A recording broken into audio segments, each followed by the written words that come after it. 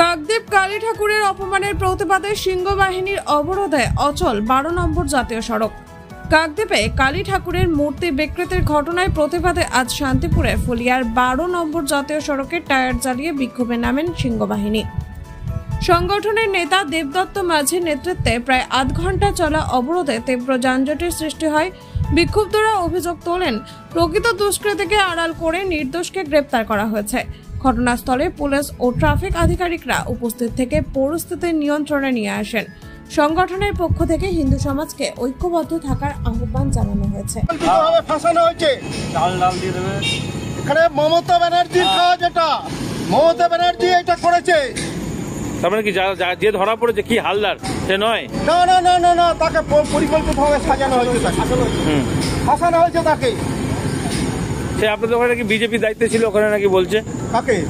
যাকে ধরা হয়েছে সেটা কি ওখানে বিজেপি মোর্চার দায়িত্বে? বলছি এইসব সম্পূর্ণ ভুল কথা, সম্পূর্ণ ও মদ খেয়ে এইসব মিথ্যে কথা সব এরা প্রচার করছে। কিন্তু এই জিহাদি মুসলমানের বাচ্চাগুলো এটা করেছে। পাল্টা আমরা অ্যাকশন নেব, এরকম যদি হয় বা না হয় আমরা অ্যাকশন নেব। পাল্টা মসজিদে হামলা চালাবো। আজকে কি করছেন এখানে? আজকে এখানে একটা পথ অবরোধ।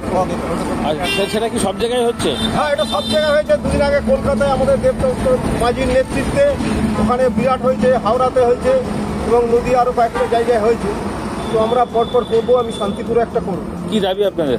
আমাদের দাবি আছে এই যে আসামি ভালোভাবে তদন্ত হোক, এই আসামি এই জিহাদি বাচ্চাগুলোকে অ্যারেস্ট করতে হবে এবং তাদেরকে দৃষ্টান্তমূলক শাস্তি দিতে হবে।